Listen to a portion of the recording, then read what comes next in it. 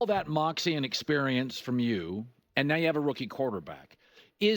What is the line for a veteran player? What are you comfortable helping Caleb with? I mean, you don't want to be annoying, but you want to help him. What have you learned so far, and what is that line for you? I think it's always been about it's more pressure on the rookies coming in or the young guys that want to learn. And you can ask any of the guys that are vets. The rookies that come in that are humble, that understand that they don't know it all, and they ask the right questions, we're more than willing to give them the game. And I think that, in Caleb's situation is going to be one of those things. Obviously, coming in as a rookie quarterback, being drafted first overall, it's a lot of pressure on you. But the more you can lean into your guys and understand that we're all on the same team and, we're all pushing for the same purpose, and that's in the pursuit of a championship. So I haven't had a chance to meet him yet in person, but we have similar friends, obviously being in LA. I heard he's a great guy. So I'm looking forward to that. And, I'm an open book. And I'm looking forward to taking him under my wing like Fred Taylor and Kyle Brady did for me when I came in. So it's going to be a great experience.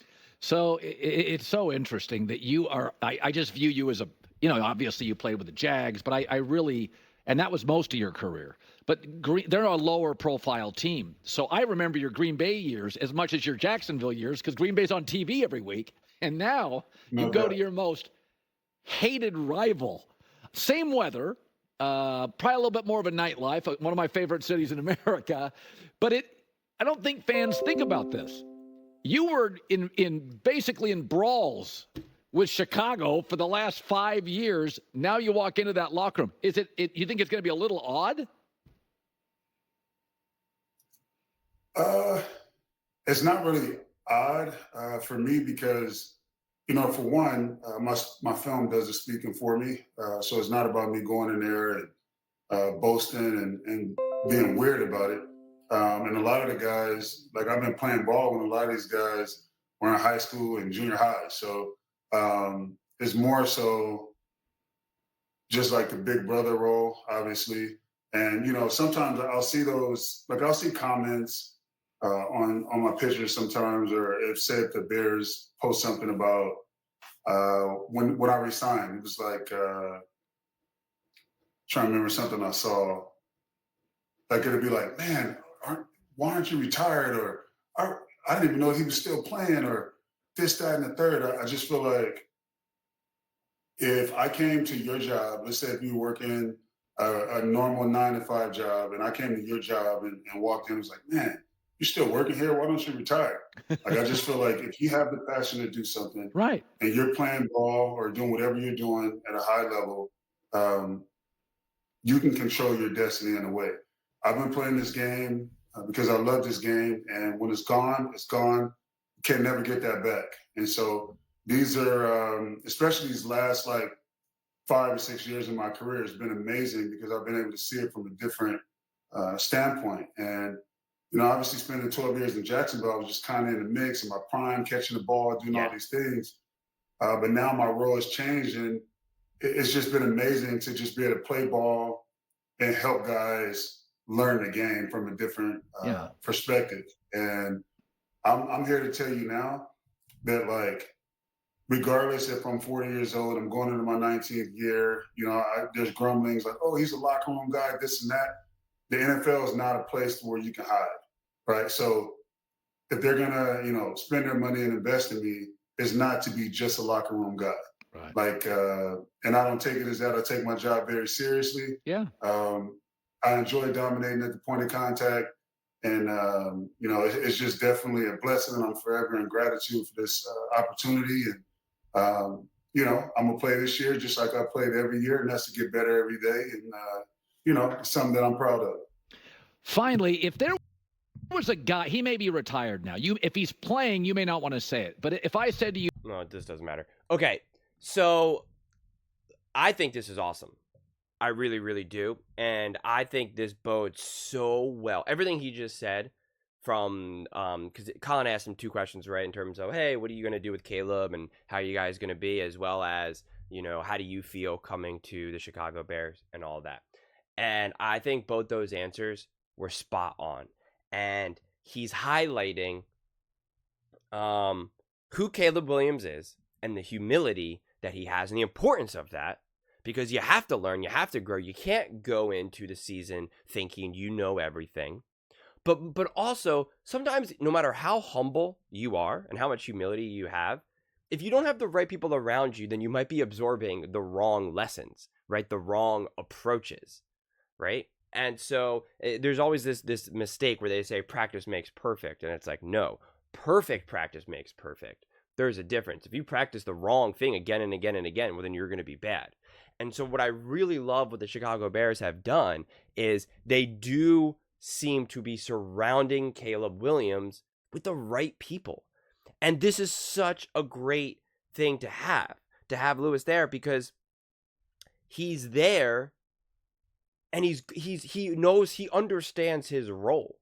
He understands that he is the old guy in the room now, that he is there to drop wisdom, to be a security blanket for these younger guys. And that's just going to be so great, because he's going to be able to be that big brother. And when you have a big brother in the locker room, especially obviously in the offense, someone that you're going to be interacting with regularly, like essentially every single day, and on game days, like that is going to be great. That's really, really going to be great, because that's what we talk about sometimes with these young quarterbacks, with these other younger players, and even a younger coach. It's like there's just too much youth in the room.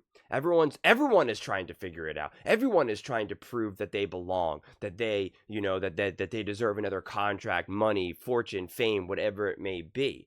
So when you have some seasoned veterans, some older guys in the room, even if they're not elite and at the top of their game, it balances out with some of the younger guys who do know what they're doing, or who do have that youth now, who can ball out and kind of take off where the physicality of some of these older guys can't. So it's kind of like a passing of the baton, like of a relay race, right? Where it's just like, I can take us this far, but now I'm going to have to pass the baton, and now you're going to have to, keep it up. And again, sometimes when we talk about passing the baton, we think of it as like you're passing the baton as in like, I'm done and now it's on to you. But in a relay race, it's you're still part of the same race, and you're all still just as important. So that to me is where it comes from.